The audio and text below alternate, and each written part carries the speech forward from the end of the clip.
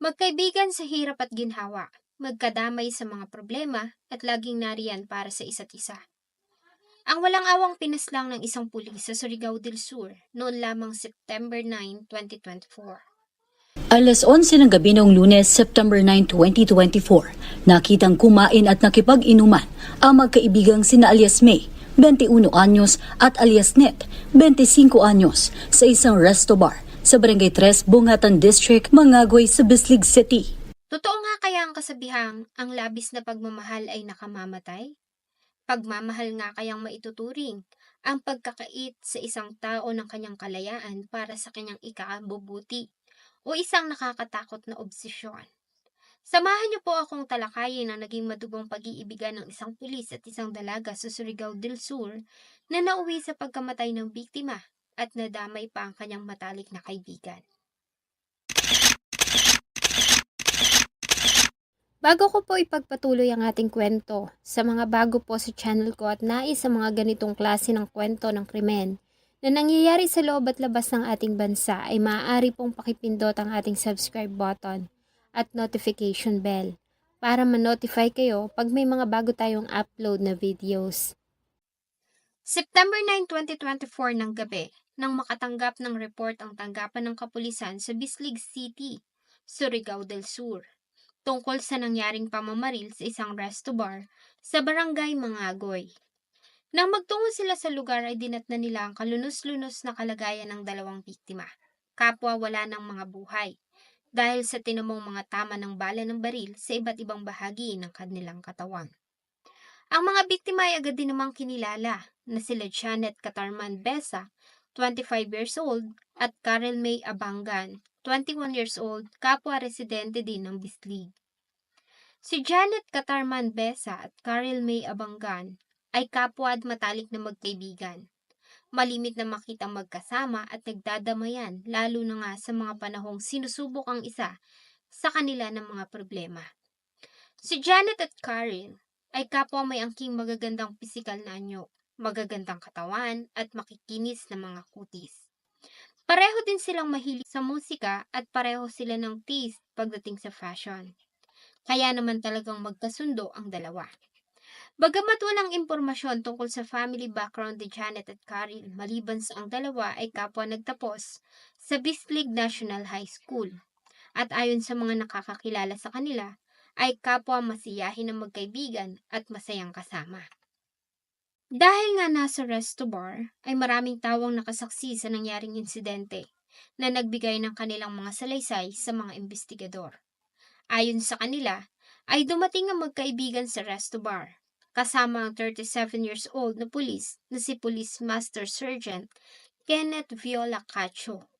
Masaya pa na nag-uusap ang tatlo habang umiinom ng alak nang bigla na lamang umanong magtalo si Janet at ang pulis. Maya-maya pa ay nagulat na lamang sila nang humugot ito ng baril at walang awang pinagbabaril ang walang kalaban-laban na dalaga. Sinubukan naman itong awatin ni Karel May, subalit maging ito ay binaril din ng suspect bago ito nagmamadaling umalis. Maliban sa mga katawan, ay nagawa ding makarecover ng mga pulis ng 8 basyo ng 9mm pistol sa crime scene. Base sa medical legal examination, si Janet at Karel May ay kapwa nagtamo ng tigi-isang tama ng bala ng baril sa ulo at tigdadalawa sa katawan na siyang naging dahilan ng agaran nilang kamatayan. Sa ginawang pagsisiyasat ng mga investigador ay napag-alaman nila na dating may relasyon si Cacho at ang biktima na si Janet Besa. Nagpakilala ang suspect sa biktima na binata at walang asawa, kaya naman ay sinagot ito ng dalaga. Subalit kalaunan ay nalaman ni Janet na may asawa pala ang nobyo na isang guro sa bayan nito sa Davao Oriental. Noong una ay nagtaka ang dalaga dahil sa tuwing uuwi ang nobyo sa kanilang bayan, ay ayaw siya nitong isama para makilala niya ang mga magulang nito.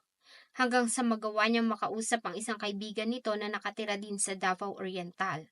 At dito na nga niya nakumpirma na may asawa na pala si Cacho. Nang makarating sa kanyang balita at nakumpirma na totoo iyon, ay agad niyang kinumpronta ang pulis at agad na nakipaghiwalay.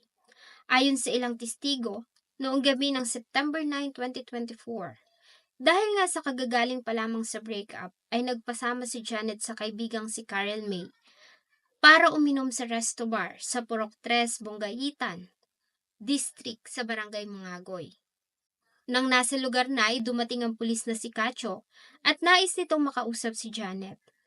Ayaw nitong pumayag na makipaghiwalay. Sinabi pa nito na hiwalay na sila ng asawang guro dahil nalaman umano nito na may karelasyon siya sa Surigao del Sur. Bagay na hindi naman sinang-ayunan ni Janet at buo ang desisyon ng dalaga na makipaghiwalay na.